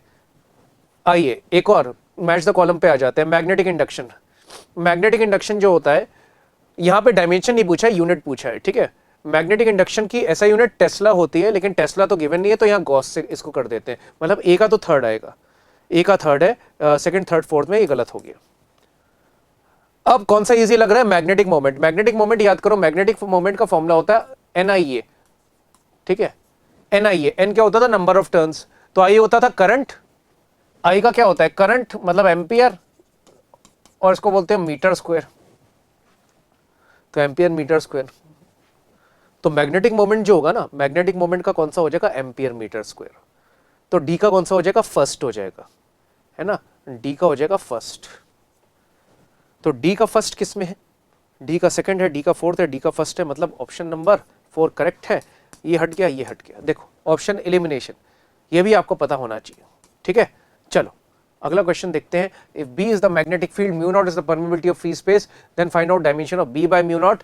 याद करो एक फॉर्मूला अभी बताया था, B इज इक्वल टू कितना होता है, म्यू नॉट NI, ये होता है, ठीक है। फॉर्मूला का खेल है, फॉर्मूले थोड़े से अच्छे से पता है ना तो दिक्कत नहीं होगी, कैसे भी करके आप आंसर तक पहुंच जाओगे, ये मेरी गारंटी है। तो B को लिख लो म्यू नॉट NI, क्या निकालना है, B बाय म्यू नॉट। तो B बाय म्यू नॉट कितना होता है, N होता है number of turns per unit length, तो कितना हो गया N बाय L इंटू कितना हो गया I। N क्या होता था, N होता था नंबर ऑफ टर्न्स, तो उसका तो कोई डायमेंशन नहीं होगा।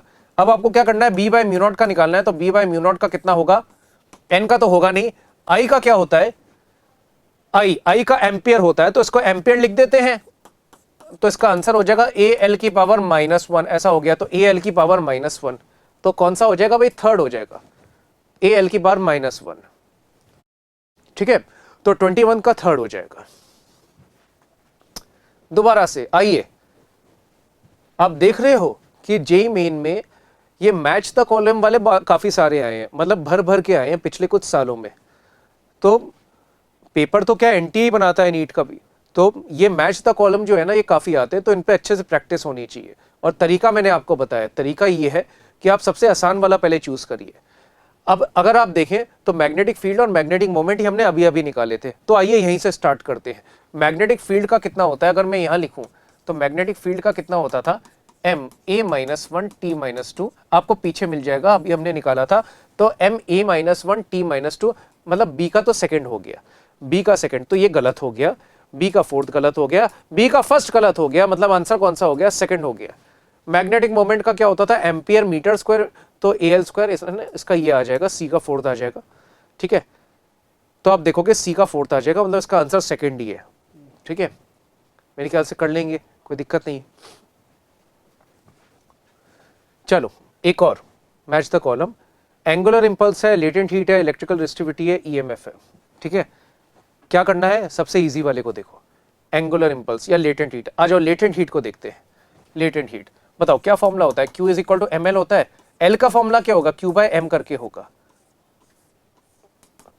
जो Q है, Q क्या होता है, Q हीट होता है, और हीट क्या होता है, is a form of energy. तो जो इसको आप लिखोगे, इसको आप ऐसे लिख सकते हो, M L T minus two, M L two T minus two, और Q बाय एम, ये कैंसिल हो जाएगा, तो L two T minus two, ऐसा हो गया।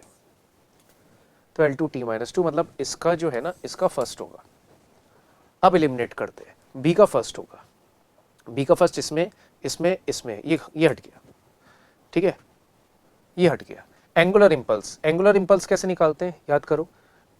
एंगुलर इंपल्स, एंगुलर इंपल्स को अपन जे से डिनोट करते हैं। इसका फॉर्मूला होता है torque integration of torque into dt, ये फॉर्मूला होता है। ठीक है, मतलब टॉर्क को टाइम से मल्टीप्लाई कर दो तो काम हो जाएगा।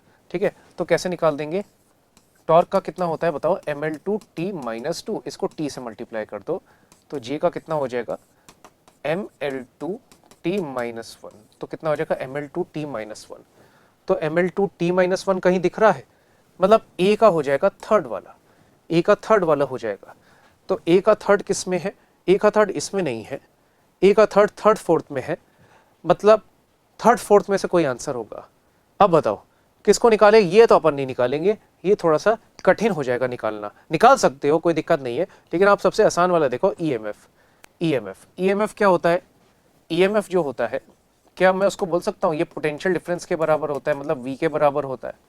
ठीक है, अब वी का जब भी निकालना हो तो ये फॉर्मूला याद रखो, V is equal to W upon Q, V potential difference होता है। ये मैंने ऐसे लिखा ताकि आपका निकालना आसान हो जाएगा। वर्क, वर्क का क्या होता है, जल्दी से बताइए, वर्क का होता है M L two T minus two, है ना। क्यू क्या है, चार्ज है ना, चार्ज को आप लिख सकते हो एम्पियर इंटू टाइम करके। तो यहाँ कितना हो गया, M L two A minus one T minus three, ऐसा कुछ हो गया, M L two A minus one T minus three. तो M L two A minus one T minus three, मतलब ईएमएफ का जो होगा ना वो सेकंड होगा। तो आइए देखें, डी का जो होगा वो कौन सा होगा, सेकंड होगा, डी का सेकंड होगा। तो डी का सेकंड किस में आ रहा है, डी का सेकंड इसमें आ रहा है, मतलब ये वाला ऑप्शन करेक्ट होगा, ये गलत हो गया। ठीक है, the expression given below shows, अब यहां पे ऐसा कुछ दे दिया, डायमेंशन फॉर्मूला बताना है हमें एबीसी का। ठीक है, कैसे करना है, एक चीज का ध्यान रखो, एक चीज का आपको ध्यान रखना है कि ऐड सब्ट्रैक्ट तभी कर सकते हैं दो फिजिकल क्वांटिटीज को जब वो फिजिकल क्वांटिटीज सेम हो, उनके डायमेंशनल फॉर्मूले सेम हो। तो यहां से चालू कर लो, सी में टी ऐड हो रहा है, तो आप बोलोगे जो सी का डायमेंशन होगा वही टी का डायमेंशन होगा। ठीक है, तो सी का जो डायमेंशन होगा वो टी के बराबर होगा। ठीक है, कोई डाउट तो नहीं। अब यहां देखो, मैंने इसको ऐड किया इसमें, और आंसर क्या आ रहा है, वेलोसिटी, मतलब एटी स्क्वायर जो होगा ना, एटी स्क्वायर, इसका जो डायमेंशन होगा ये v के बराबर होगा, v मतलब वेलोसिटी। तो आप ऐसे लिख सकते हो a into T square is equal to L T minus one. तो a कितना होगा, a का जो डायमेंशनल फॉर्मूला होगा ये कितना हो जाएगा, एल टी माइनस थ्री, कितना हो जाएगा, एल टी माइनस थ्री, ऐसा हो गया। तो a का कितना हो जाएगा, एल टी माइनस थ्री। तो a का तो अपने को पता लग गया, c का भी पता लग गया, b का और निकालना है तो b का भी निकाल लेते हैं। कैसे निकालेंगे, देखो ये क्वांटिटी को देख सकते हो पूरी, आप बोलोगे जो डायमेंशन v का होगा वही इस क्वांटिटी का होगा, बी टी अपॉन नीचे c प्लस टी है, ये दोनों ही टाइम है तो इसको टाइम लिख सकते हो आप। ये भी टाइम है, ये भी टाइम है, तो कैंसिल हो गया। ठीक है, तो b का जो डायमेंशन है वो v के बराबर हो गया, और v कितना होता है, LT - 1 होता है। तो c का आ गया, b का आ गया, a का आ गया। क्या कह रहा है, ABC निकालो, है ना। तो ABC का कितना होगा, चलिए करके देखते हैं। a का है LT - 3, b का कितना है LT - 1, c का कितना है, t है। ये और ये कैंसिल हो गया, तो ABC जो है ना, ABC का कितना आ जाएगा, L² T - 3। L² T - 3 कहीं दिख रहा है, ऑप्शन नंबर 4 में दिख रहा है, ऑप्शन नंबर 4 को टिक कर दो, ऐसे करना है। ठीक है, चलो आ जाओ भाई, एक और match the column. Young's modulus, Young's modulus का प्रेशर वाला होता है, और प्रेशर वाला कितना होता है, ml - 1 T - 2, ml - 1 T - 2। कौन सा दिख रहा है, मतलब a का कौन सा हो जाएगा, सेकंड हो जाएगा। टॉर्क का क्या होता है, एनर्जी वाला होता है, ml2 T - 2, तो ml2 b का जो हो जाएगा वो फोर्थ हो जाएगा। ग्रेविटेशनल कांस्टेंट का होता है m - 1 L³ T - 2। ठीक है, तो इसका ये हो जाएगा। तो कोफिशिएंट ऑफ विस्कोसिटी वो भी निकाल चुके हैं, इसका ये हो जाएगा। ठीक है, तो आप देख लो a का कौन सा आ रहा है, a का सेकंड आ रहा है, a का सेकंड मतलब ये आ रहा है। ठीक है, a का सेकंड, b का कौन सा आ रहा है, b का फोर्थ आ रहा है, a का सेकंड, b का फोर्थ, मतलब आंसर थर्ड हो जाएगा। आंसर कौन सा हो गया, थर्ड हो गया। ठीक है, चलिए अगले क्वेश्चन पे चलते हैं। बच्चों डायमेंशन के क्वेश्चन काफी कुछ हो गए हैं, अब अपन कुछ एरर्स के भी क्वेश्चन करते हैं। बीच बीच में डायमेंशन के भी क्वेश्चन आते रहेंगे ताकि आपको पता लगे एरर्स कैसे निकालते हैं। तो ये क्वेश्चन देखते हैं, बहुत बार ऐसा क्वेश्चन आ चुका है, maximum percentage error in the measurement of density of a wire. जो वायर होती है देखो ऐसी इस टाइप की होती है, और जो वायर का शेप होता है उसको अपन सिलेंडर मानते हैं। ठीक है, तो बताइए डेंसिटी कैसे निकालते हैं। डेंसिटी का फॉर्मूला क्या होता था, मास अपॉन वॉल्यूम। वॉल्यूम क्या होता है, πr²h या L, ऐसे लिख सकते हैं, ऐसे लिख दो। अब क्या कह रहे हैं, ये आपको एरर बताना है। एरर बताना है तो कैसे करेंगे, देखो ऐसा हो जाएगा, delta rho by rho is equal to कितना हो गया, delta m by m plus कितना आ गया, 2 delta r by r plus delta l by l, ऐसा हो गया। इसको हमने मल्टीप्लाई कर लिया किससे, 100 से। 100 से क्यों कर रहे हैं, क्योंकि हमें परसेंटेज निकालना है। ठीक है, इधर भी कर लेते हैं 100 से, तो ये बन जाएगा परसेंटेज एरर इन डेंसिटी। ठीक है, अब आओ चलो यहाँ पे वैल्यूज डालते हैं। डेल्टा है मतलब मास में एरर, मास में कितना एरर है, मास में एरर जो है वो दे रखा है 0.003। ठीक है, तो 100 मल्टीप्लाई होगा तीनों से, तो जब यहाँ एरर, ये एरर था, इसमें जब 100 मल्टीप्लाई होगा तो कितना हो जाएगा, देखो 0.3 हो गया, अपॉन मास की जो एक्चुअल वैल्यू है वो कितनी थी, 0.6, प्लस यहाँ पे 2 जो था, 2 को ऐसे लिख लिया मैंने। डेल्टा आर मतलब रेडियस नापने में एरर, रेडियस नापने में जो एरर था वो कितना था, 0.1 था। इसको 100 से मल्टीप्लाई कर लो, 100 से मल्टीप्लाई कर लोगे तो कितना आ जाएगा, 10, अपॉन इसकी ओरिजिनल वैल्यू कितनी थी, 5 थी, प्लस जो लेंथ था, है ना, लेंथ में आप देख सकते हो ये इसका एरर हो गया, तो इसमें आप 100 से मल्टीप्लाई कर लो। तो 100 से मल्टीप्लाई कर दिया तो कितना हो गया, 5, अपॉन इसकी ओरिजिनल वैल्यू कितनी है, 10 है, तो 10 लिख लेते हैं यहाँ पे, ऐसा कुछ हो गया। ठीक है, चलिए अब इसको कैलकुलेट करके देखते हैं, ये कितना बन जाएगा, हाफ बन जाएगा। तो परसेंटेज एरर इन डेंसिटी ये कितना बन गया, हाफ बन गया, प्लस यहाँ पे ये कैंसिल हो जाएगा, ये कितना आ गया, 2 आ गया, 2 × 2 कितना हो गया, 4 हो गया, तो ये बन गया 4 प्लस 5/10, ये कितना हो गया, 1/2 हो गया। ठीक है, तो परसेंटेज एरर इन डेंसिटी कितना हो गया, 5%, 5% हो गया। ठीक है, तो आइए ऑप्शन देखते हैं कौन सा है, तो आप यहाँ पे सेकंड वाले ऑप्शन को करेक्ट मान लेंगे। ठीक है, 5% एरर हो गया। चलिए अगला क्वेश्चन देखते हैं, एरर का ही क्वेश्चन दिख रहा है, the energy of a system is given by, ऐसे दे रखी है एक एनर्जी, है ना, यहां पे लिख भी लेते हैं, एनर्जी की वैल्यू दे रखी है, अल्फा का क्यूब है और e की पावर है -βT, ऐसा कुछ दे दिया। t क्या है, टाइम है, एरर है किसमें, अल्फा नापने में भी एरर है, t नापने में भी एरर है। ठीक है, at t = 5 seconds the maximum percentage error in density in energy is, energy में आपको मैक्सिमम एरर निकालना है, कितना होगा। तो बच्चों एक चीज याद रखना कि भाई देखो जहां e आ जाए ना, एक्सपोनेंशियल फंक्शन आ जाए, वहां आप लॉग ले लो। जनरली जो क्वेश्चंस होते हैं एरर के वो लॉग लेके सॉल्व करते हैं। ठीक है, चलिए मैं आपको समझाता हूं, ये था, मैंने दोनों साइड लॉग ले लिया, मतलब ln ले लिया, तो ln e किसके बराबर हो जाएगा, मैं इसको ऐसे लिख सकता हूं, 3ln अल्फा -βT, मेरे ख्याल से आ गया होगा समझ में। मैं जब ऐसे लॉग लूंगा ना, तो लॉग लूंगा तो ये ln ऑफ ये इंटू ये, तो ln ऑफ ये इंटू ये कितना हो जाएगा, ln a plus ln b, power नीचे आ जाएगी, ऐसा कुछ हो जाएगा। ठीक है, अब मुझे एरर निकालना है ना, और error generally small percentage change के लिए निकाला जाता है, तो इसलिए स्मॉल जब भी होता है तो हम डिफरेंशिएट कर देते हैं, तो मैंने इसको डिफरेंशिएट कर दिया। तो लॉग का डिफरेंशिएशन क्या होता है 1/e, और e का कितना हो जाएगा डी। ठीक है, ln अल्फा का कितना हो गया 1/अल्फा, और यहां कितना हो जाएगा डी अल्फा। जब अपन एरर निकालते हैं तो एरर हमेशा मैक्सिमम निकालते हैं जनरली, तो एरर में हमेशा ऐड करना होता है, तो माइनस की जगह प्लस आ जाएगा, यहाँ बीटा, और यहाँ कितना आ जाएगा, जिसको डिफरेंशिएट करेंगे तो dt आ जाएगा। ठीक है, अब मैं यहाँ पे एक छोटी सी चीज कर देता हूँ। ठीक है, मैं इसको ऐसे लिख लेता हूँ, delta E upon E is equal to कितना आ गया 3 delta alpha upon alpha plus beta into कितना आ गया डेल्टा टी। ठीक है, यहाँ तक आ गया। अब चलो एक बार देख लेते हैं क्या क्या गिवन है।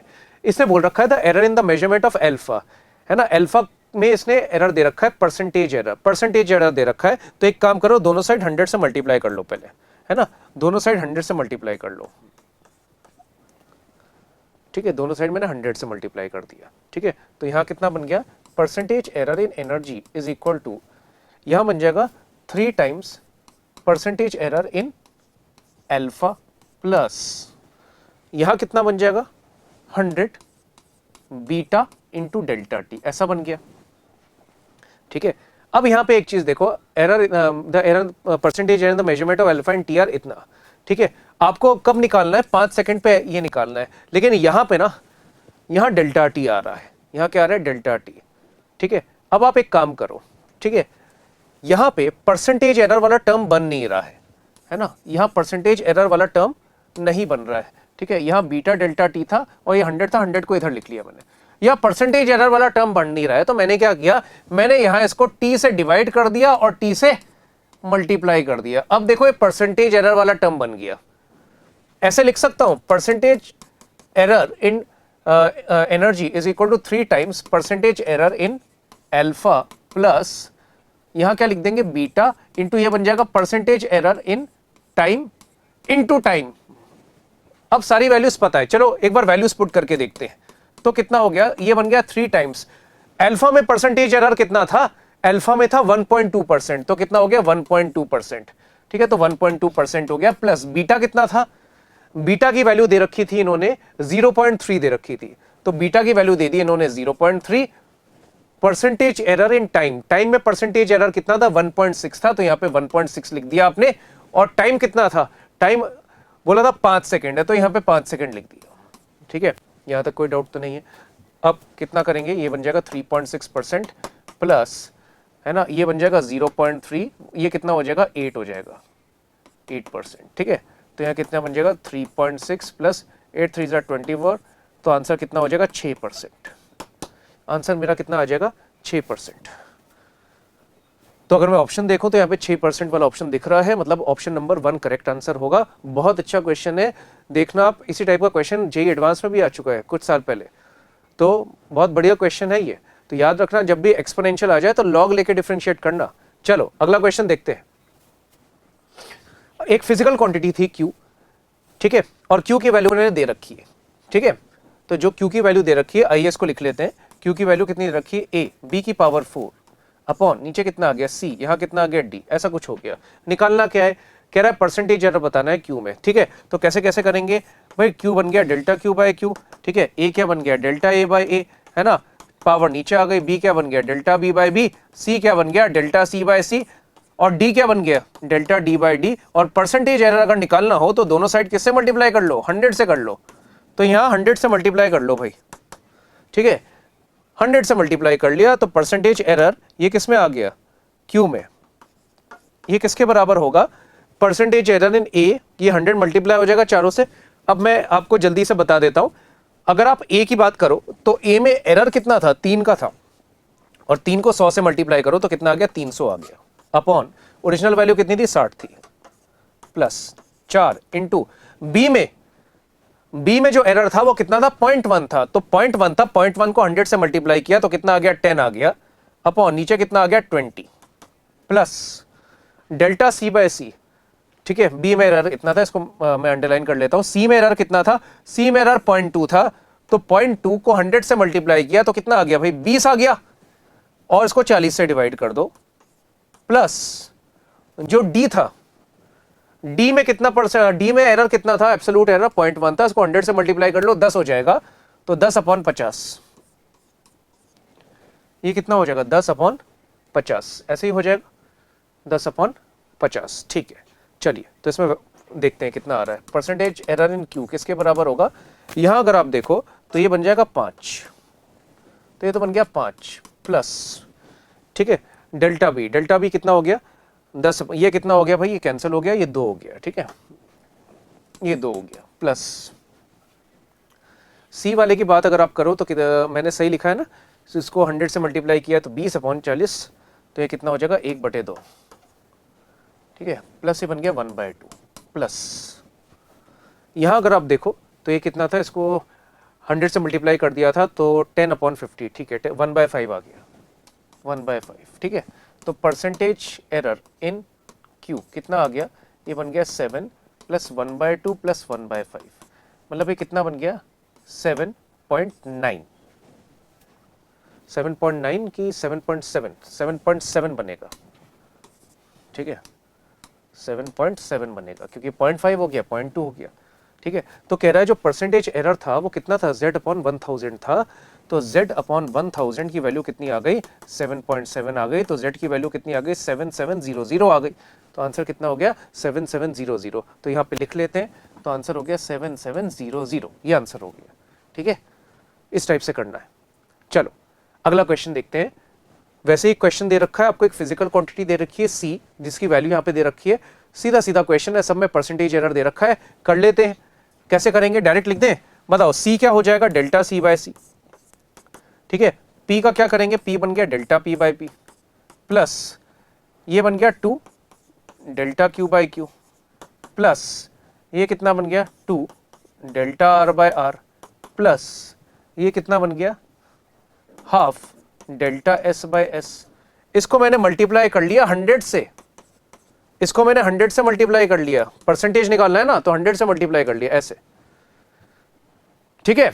चलो अब देखो एरर्स दे रखे हैं, P में, Q में, R में, S में। P में कितना है 1%, Q में कितना है 2, R में 3 और S में 2 है ना, तो कितना हो जाएगा परसेंटेज एरर इन C कितना हो जाएगा, ये 100 इसमें मल्टीप्लाई करो, तो P में एरर कितना था 1% था, तो 1% लिख दिया, प्लस ये 2 को यहां लिख दिया। Q में एरर कितना था, Q में एरर 2% का था, तो 2% हो गया, प्लस 2 टाइम्स R में परसेंटेज एरर कितना था, R में 3% का था, ठीक है, R में कितने का था 3% का था, और S में कितने था 2% का था, तो ऐसे लिख लोगे, ऐसा हो गया, तो कितना हो गया 1% प्लस 4% प्लस 6% प्लस ये 1%, ठीक है, मेरे ख्याल से आ रहा होगा समझ में। तो ये कितना बन गया 10, 11, 12, तो आंसर कितना हो गया 12%, तो आप बोल दोगे आंसर कितना हो गया 12% हो गया, ठीक है, सिंपल सा क्वेश्चन था। चलिए आगे बढ़ते हैं। A quantity Q is formulated as x की पावर -2, y की पावर 3/2, z की पावर -2/5। देखो क्वेश्चन का पैटर्न वही है, ठीक है, एक क्वांटिटी Q दे रखी है, उसको ऐसे दे रखा है, x की पावर -2 के बराबर है, y की पावर +3/2 के बराबर है, z की पावर -2/5 के बराबर है, ऐसा कुछ दे रखा है, ठीक है। आपको क्या निकालना है, आपको निकालना है maximum fractional error in Q। तो Q का कितना होगा डेल्टा Q/Q है ना, यहाँ कितना बन जाएगा बताओ, ये बन जाएगा 2 डेल्टा x/x, ठीक है। एरर में हमेशा ये जो एक्सपोनेंट है ना इसको नीचे ले आते हैं, लेकिन आप बोलोगे तो नेगेटिव हो गया, नेगेटिव नहीं, एरर में हमेशा पॉजिटिव लेते हैं, ये आपको पता है।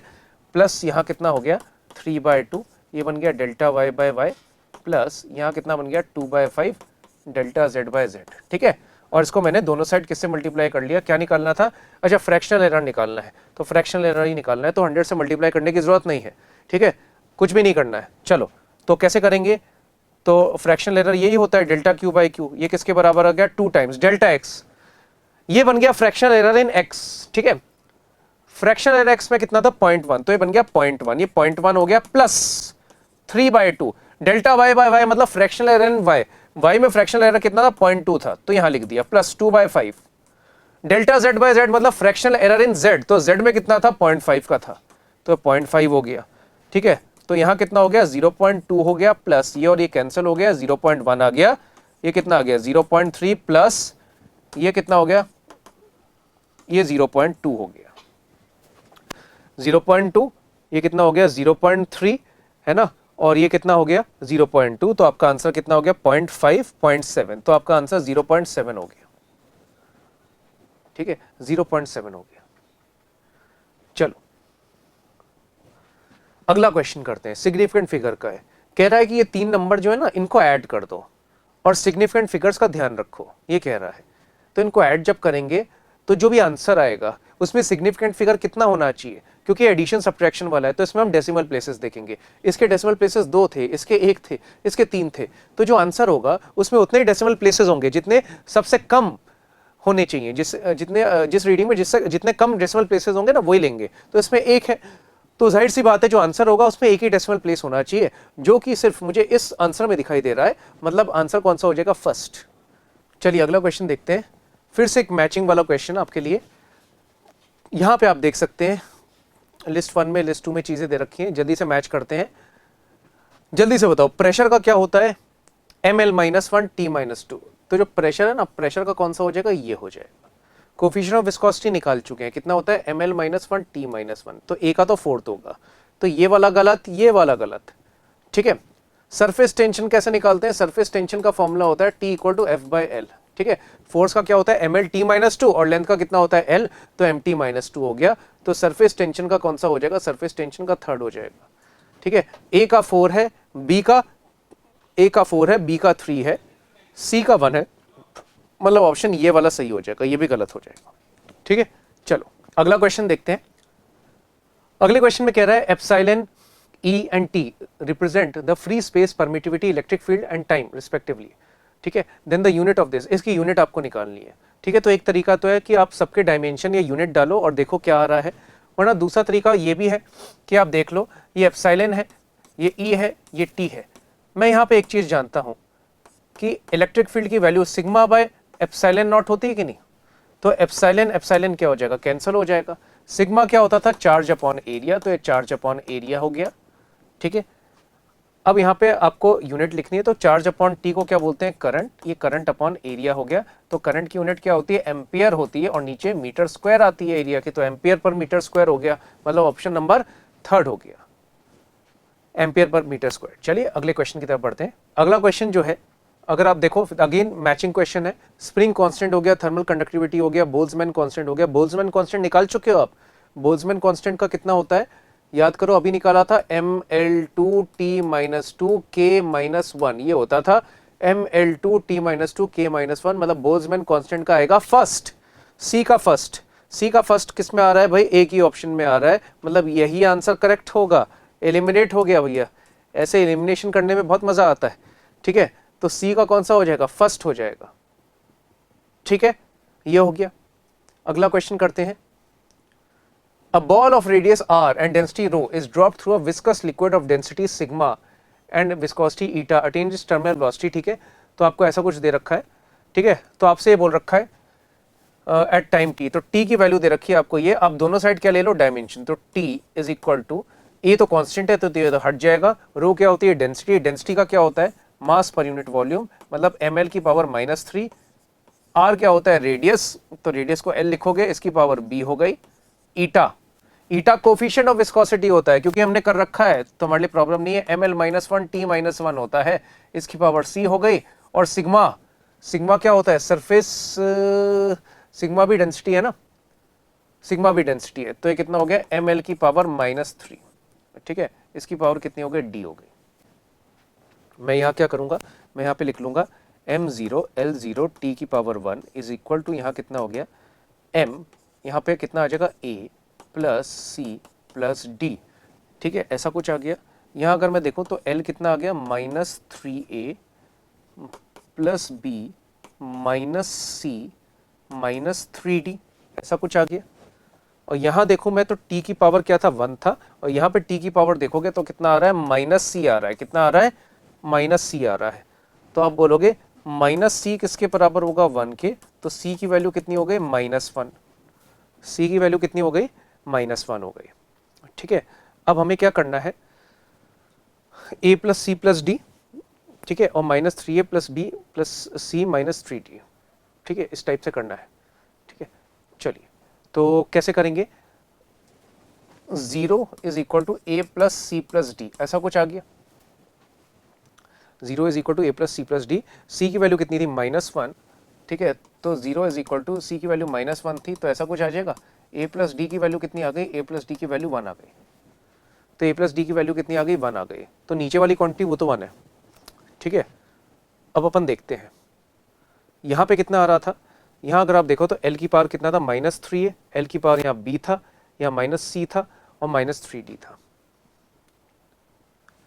ठीक है। तो यहाँ पे अगर आप देखोगे तो कितना आएगा, अगर आप L को कंपेयर करो तो L कितना आता है 0, 0 इज इक्वल टू कितना हो जाएगा, -3a plus b -c -3d, ऐसा कुछ हो गया, ठीक है। तो 0 is equal to -3a -3d plus b -c।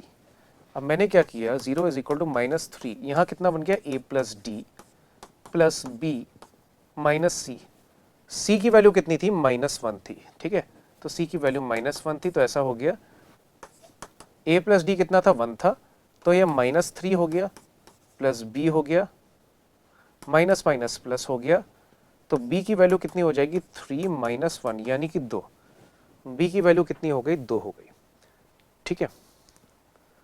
b की वैल्यू आ चुकी है, तो अगर आप इसकी वैल्यू निकालो तो b की जो वैल्यू आ रही है, b की वैल्यू आ रही है 2, है ना, c की वैल्यू कितनी आ रही है, -1 और a प्लस डी कितना आ रहा है, 1, तो इसका आंसर कितना आ जाएगा, 1 आ जाएगा, इसका आंसर 1 आ जाएगा, ठीक है। चलो अगला क्वेश्चन देखते हैं।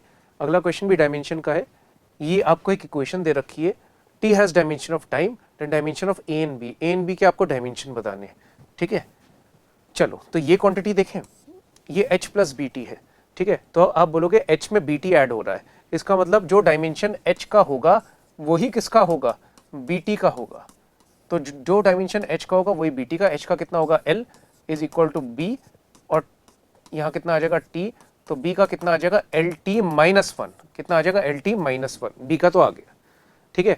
अगर आप देखो a upon B T square, a upon B T square, इसका जो डायमेंशन होगा वो प्रेशर के बराबर होगा, ठीक है, तो a का जो डायमेंशन होगा वो किसके बराबर होगा, pressure into b into T square, तो a का कितना हो जाएगा, प्रेशर का कितना है, प्रेशर का होता है ml -1 t -2, ये हो गया।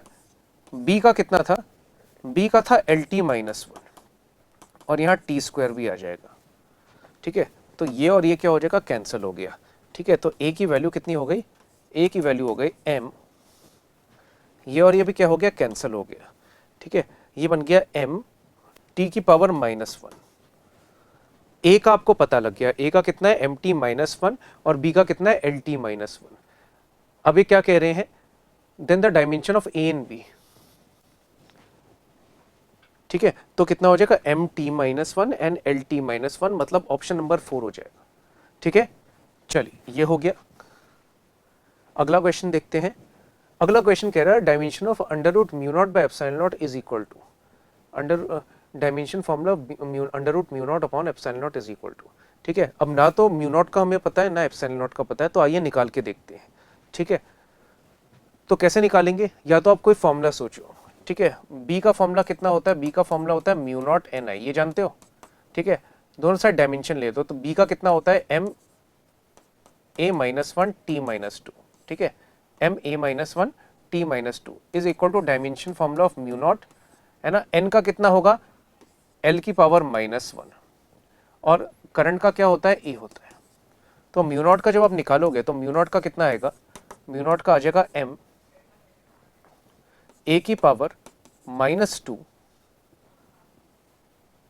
l t की पावर -2, ऐसा बन गया, ठीक है, ये बन गया m a की पावर -2, यहां बन गया l t की पावर -2। एप्सिलॉन नॉट का मुझे निकालना है, ठीक है, एप्सिलॉन नॉट का, तो एप्सिलॉन नॉट का कैसे निकालेंगे, एप्सिलॉन नॉट के लिए फॉर्मूला कोई याद है आपको, एप्सिलॉन नॉट के लिए आप ऐसे याद कर लो,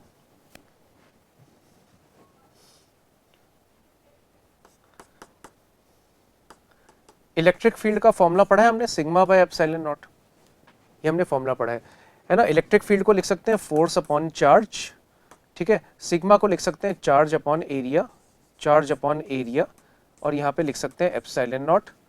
ठीक है, तो एप्सिलॉन नॉट का कितना आ जाएगा, एप्सिलॉन नॉट का आ जाएगा Q square upon A F. कितना आ जाएगा, Q square upon A F. Q square upon A F आ गया। अगर मैं निकालूं एप्सिलॉन नॉट का, तो एप्सिलॉन नॉट का कितना आ जाएगा, देखो क्यू का कितना हो जाएगा, ए स्क्वायर टी स्क्वायर, है ना, करंट इनटू टाइम, ये हो गया। ठीक है, नीचे एरिया आ रहा है, तो एरिया का कितना हो जाएगा एल स्क्वायर, और फोर्स का कितना हो जाएगा एम एल टी माइनस 2, ऐसा हो गया। ठीक है, ऐसा हो गया। तो कितना हो जाएगा, एप्सिलॉन नॉट की वैल्यू कितनी आ जाएगी, ये बन जाएगा m की पावर -1। ठीक है, यहाँ कितना बन गया, l की पावर -3, a का स्क्वायर और t की पावर 4, ऐसा कुछ बन गया। ये एप्सिलॉन नॉट का बन गया। ठीक है, अब जो ये कह रहा है वो अपन कर लेते हैं। ये कह रहा है इसका डायमेंशन निकालो, किसका, under root mu naught by epsilon naught. तो इसका जब आप निकालोगे तो कितना आएगा, म्यू नॉट का कितना था, म्यू नॉट का ये था, तो ये कितना बन जाएगा m a -2 l t -2, ठीक है, upon m a -2 l t -2 upon m -1 l की पावर -3, ठीक है, l की पावर -3, a का स्क्वायर t की पावर 4, इसकी पावर हाफ, इसकी पावर हाफ, तो कितना आ जाएगा, ये बन जाएगा m स्क्वायर, ये बन जाएगा a की पावर -4, ठीक है, a की पावर -4, ये बन जाएगा l की पावर 4, ठीक है, और ये बन जाएगा t की पावर -6, और इस पूरे की पावर कितनी हो जाएगी, हाफ। मतलब ये वैल्यू कितनी आ रही है, मतलब ये जो वैल्यू आ जाएगी वो ये आ जाएगी m a -2 l square t -3, ऐसा बन गया। ठीक है, m a -2 l square t -3 है। तो इतनी मेहनत करके अपन ने निकाल लिया कि इसका डायमेंशन कितना आना चाहिए, इतना आना चाहिए। ठीक है, ये निकाल लिया। अब अपन देखते हैं, ठीक है, वोल्टेज का कितना होता है, v का क्या फॉर्मूला होता है, v का फॉर्मूला अगर आप निकालो तो v का फॉर्मूला W/Q करके होता है, W/Q, W का कितना होता है ml2 t -2, और इसका कितना होता है 80 होता है। ठीक है, तो इसका तो दिख रहा है भाई, इसका तो नहीं होगा, तो ये तो नहीं हो सकता। ठीक है, कैपेसिटेंस का अगर आप निकालोगे तो एनर्जी का फॉर्मूला होता है Q²/2C। तो जब आप C का निकालोगे तो C का कैसे निकालेंगे, C का हो जाएगा Q²/U करके, है ना। तो Q का क्या होगा A² T², और इसका कितना होता है ml2 t -2। तो इसमें भी देखोगे, इसमें भी मैच नहीं कर रहा है, ये भी नहीं हो सकता है। ठीक है, इंडक्टेंस का कितना होता है, एनर्जी का फॉर्मूला होता है ½ Li²। तो L का कितना हो जाएगा U/I का स्क्वायर। तो U का कितना होगा ml2 t -2 अपॉन A²। तो ये भी मैच नहीं कर रहा है। ठीक है, ऐसा कुछ हो गया। रेजिस्टेंस, ठीक है, तो इन तीनों का मैच नहीं कर रहा है, इसका मतलब रेजिस्टेंस का ही मैच करना चाहिए। तो एलिमिनेशन से हम बोलेंगे ऑप्शन कौन सा हो जाएगा, चौथा, रेजिस्टेंस। ठीक है, बाकी अपन निकाल के भी चेक कर सकते हैं, रेजिस्टेंस का ये हो जाएगा। अगला क्वेश्चन देखते हैं। 4 persons measure the length of the rod to be 20 centimeter, 19.75, 17.0 and 18.25. The relative error in the measurement of average length is। सबसे पहले आप ट्रू लेंथ निकालोगे, है ना। ट्रू लेंथ कैसे निकालेंगे, ट्रू लेंथ ऐसे निकालेंगे L1 plus L2 plus L3 plus L4 upon 4। तो ये सबको ऐड कर लो तो कितना आ गया, 20 प्लस 19.75 प्लस 17.01 प्लस 18.25 अपॉन नीचे कितना आ गया, 4 आ गया। तो ट्रू लेंथ कितनी आ जाएगी, नीचे तो आ जाएगा 4। ठीक है, अगर आप देखो तो ये बन गया था 20, ये बन जाएगा 17.01 प्लस ये 19 20, ये 38 हो जाएगा, ये 58 हो गया, 58 75.01, ये बन गया 75.01 अपॉन 4, ये बन गया। तो 75.01 कितना हो गया, ये बन गया लगभग, ये बन गया 18 4 72, तो 30 4 20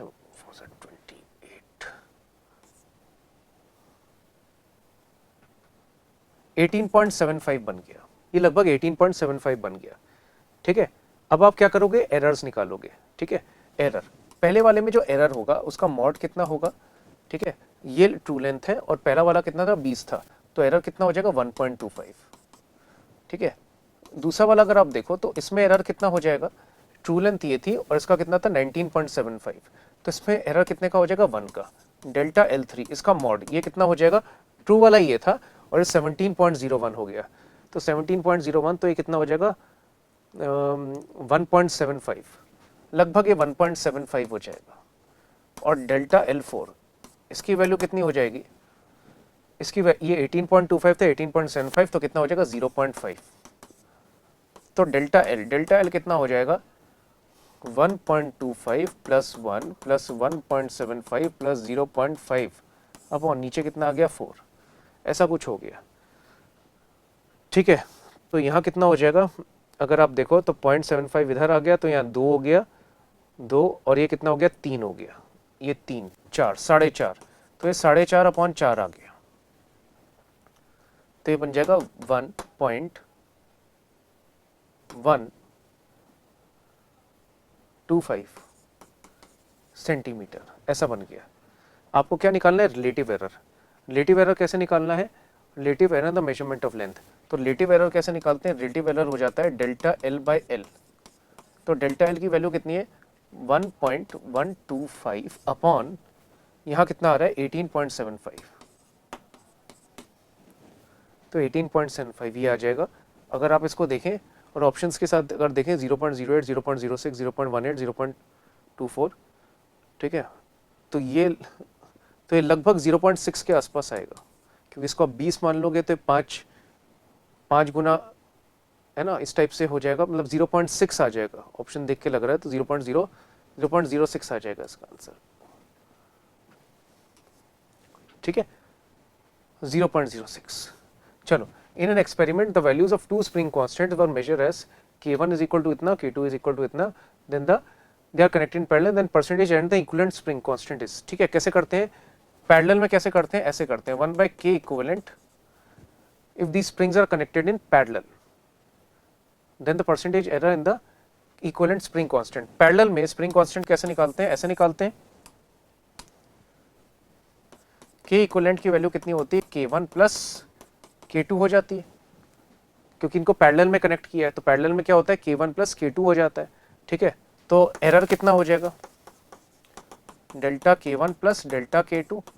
ठीक है, तो एरर कितना था 0.2 0.3, तो कितना हो गया 0.5 हो गया, तो ये बन गया 0.5।